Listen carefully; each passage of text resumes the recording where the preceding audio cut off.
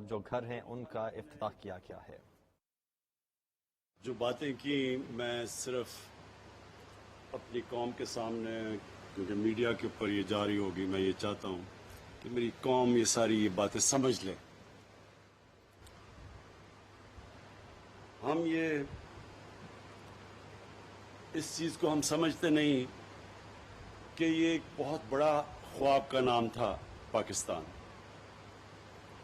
بدقسمتی سے جب بھی ہم نے اپنی زندگی میں سنا، تو کیونکہ میری تو عمر تقریباً پاکستان جتنی ہے، تو کبھی کسی نے اس خواب کو لوگوں کو ایکسپلین ہی نہیں کیا، سمجھایا ہی نہیں کہ یہ خواب کیا ہے۔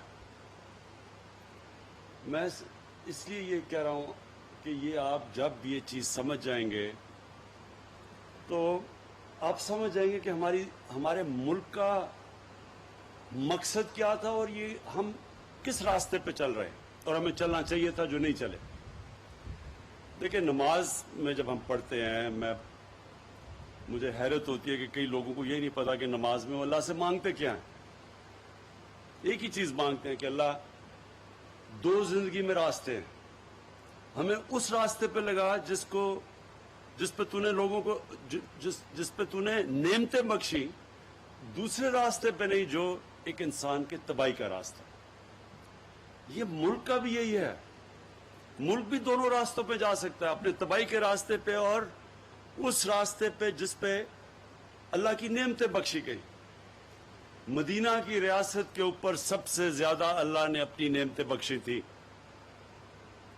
دنیا کی تاریخ کا سب سے بڑا انقلاب تھا۔ ہمیں تاریخ ہی نہیں پتا، کبھی اس طرح کا چینج آیا ہی نہیں دنیا میں، اور اس لیے اللہ نے ہمیں حکم دیا کہ نبی صلی اللہ علیہ وسلم کی زندگی سے سیکھو، ان کے قدموں پہ، ان کے راستے پہ چلو، کیونکہ وہ ہماری بہتری ہے۔ ہم اگر ان کے راستے پہ جاتے ہیں، ایک انسان جاتا ہے وہ بڑا انسان بن جاتا ہے، اور اگر ایک قوم جاتی ہے تو وہ قوم اوپر اٹھ جاتی ہے۔ جس طرح مدینہ کی ریاست کے اندر دنیا کی تاریخ کا سب سے بڑا انقلاب آیا تھا، اس کی کوئی دنیا میں مثال نہیں ہے کہ وہ قوم، اس نے دنیا کی کئی صدیوں تک امامت کی، جس کی حیثیت ہی کوئی نہیں تھی، جن کے کوئی آپس میں قبیلے لڑتے تھے، کوئی پوچھتا نہیں تھا ان کو۔ دو ایمپائرز تھے، سپر پاورز تھی، رومن ایمپائر اور پرشین ایمپائر۔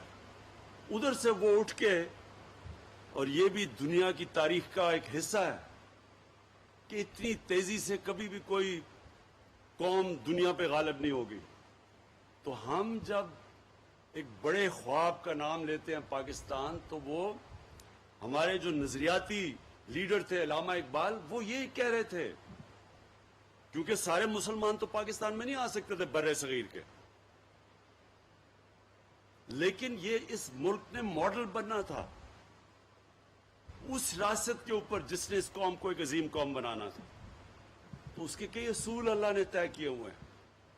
سب سے پہلا اصول قانون کی بالادستی، رول آف لا، جس کو انصاف کہتے ہیں، سب قانون کے سامنے ایک برابر۔ جو ہمارے ملک کی تباہی کا سب سے بڑا سبب کہ امیر کے لیے، طاقتور ڈاکو کے لیے NRO اور بیچارہ غریب جیلوں میں جا رہا ہے، یہ ہماری تباہی کا سبب بنا ہے،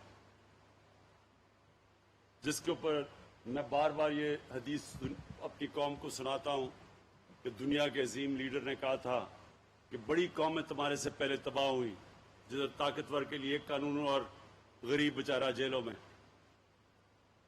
تو ہمارا ملک میں دو اصولوں کے اوپر ہم نے پاکستان کو کھڑا کرنا ہے، ایک قانون کی بالادستی، اور یہ جو سارے مافیا اس وقت اکٹھے ہو کے NRO لینے کی میرے سے کوشش کر رہے ہیں، اور جو نہیں کبھی کامیاب ہوں گے، کیونکہ میں نے ان کو کبھی NRO نہیں دینا، ان کو قانون کے نیچے لے کے آنا ہے، یہ میرا سب سے پہلا مقصد ہے۔ اور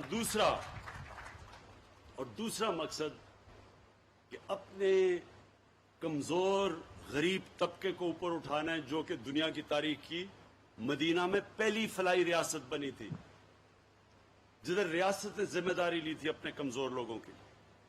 یہ جو آپ پیچھے دیکھ رہے ہیں فلیٹ، کیوں یہ 2011 تب سے یہ پروجیکٹ ہے اور یہ چلتا نہیں؟ کیونکہ غریبوں کا پروجیکٹ ہے. یہی وی آئی پیز کا ہوتا تو 2 سال میں پورا ہو جانا تھا. غریبوں ہیں, کسی کی آواز نہیں ہے, مزدور ہیں, ان کا پیسہ بھی کہیں اور چلا جاتا ہے, ان کی زمینوں بھی اور استعمال ہو جاتے ہیں, ان کے اوپر قبضہ گروپ بھی آ جاتا ہے, کیونکہ آواز نہیں ہے لوگوں کی, کمزور ہیں لوگ. ہماری ذمہ داری ہے ریاست کی کہ ہم اپنی کمزور طبقے کی ذمہ داری لیں, جس طرح مدینہ کی ریاست میں لی گئی تھی. تو انشاءاللہ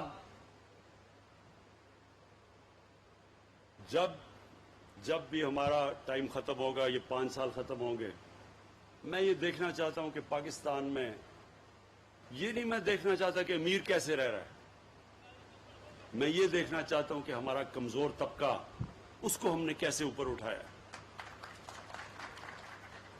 آپ کو شاید میرے پختونخوا کے ممبر آف پارلیمنٹ, میرے chief minister, governor, ministers, MPs, شاید آپ کو اس چیز کا نہیں پتا کہ پختونخوا کے لوگوں نے آپ کی پارٹی کو 2/3 اکثریت دی کیوں, جبکہ وہ کبھی دوسری باری نہیں دیتے کسی کو, ایک باری دیتے ہیں لوگوں کو, دوسری باری میں ایک وہ گیا تو دوسرے کو پھر چانس دیتے ہیں. تو کیوں 2/3 اکثریت دی؟ یونائٹڈ نیشنز UNDP کی ایک رپورٹ ہے یونائٹڈ نیشنز کی, وہ بھی انہوں نے شائع کی ہے. 2013 کے بعد سارے پاکستان کے صوبوں میں جس صوبے کے اندر سب سے تیزی سے غربت کم کی گئی وہ پختونخوا تھا. جس صوبے میں, دوسری چیز, سب سے تیزی سے امیر غریب میں جو فاصلہ تھا وہ کم کیا گیا وہ پختونخوا تھا. اور تیسری چیز UNDP کی رپورٹ میں آئی کہ جس صوبے میں سب سے زیادہ ہیومن ڈیولپمنٹ ہوئی, انسانوں کے اوپر سرمایہ کاری کی گئی, وہ پختونخوا تھا. اس لیے پختونخوا کے باشعور لوگوں نے 2/3 اکثریت دی ہمیں. مجھے تب بھی میں سنتا تھا جی کدھر ہے نیا پختونخوا, بڑے بڑے وہاں سے آتے تھے پنجاب کے وہ پولیٹیشین جو آج دم دبا کے لنڈن میں بھاگے ہوئے ہیں اپنا پیسہ بچانے کے لیے اور قانون سے بچنے کے لیے. زیادہ دیر نہیں بچے گا, انشاءاللہ ان کو ہم واپس لے کے آئیں گے, فکر نہ کریں گے. تو یہ یہاں آ کے کہتے تھے کدھر ہے نیا پختونخوا, کیونکہ ان کو تو عادت پڑی ہوئی تھی کہ صرف بڑے بڑے امیر کو امیر کر دو. ان کو تو پتہ ہی نہیں تھا کہ نیچے کیا ہو رہا ہے, کتنا بڑا انقلاب آ رہا ہے. اور انشاءاللہ اس باری جب ہمارے 5 سال مکمل ہوں گے تو جو انقلاب آئے گا وہ سب سے پہلے صحت کا انقلاب. یہ جو ہیلتھ کارڈ ہے, اور میں خراج تحسین پیش کرتا ہوں سب سے پہلے جو صوبہ جس نے سب سے پہلے یونیورسل ہیلتھ کوریج کی, مطلب کہ سارے شہریوں کو کور کیا ہیلتھ انشورنس سے, وہ پاکستان کی تاریخ میں وہ صوبہ, اور آپ کو اس کا اعزاز جاتا ہے محمود خان کہ آپ نے سارے صوبے کے لوگوں کو کور کیا. اور آئی ڈی کارڈ جو آپ کا ہے, ایک پختونخوا کے شہری کا آئی ڈی کارڈ کا مطلب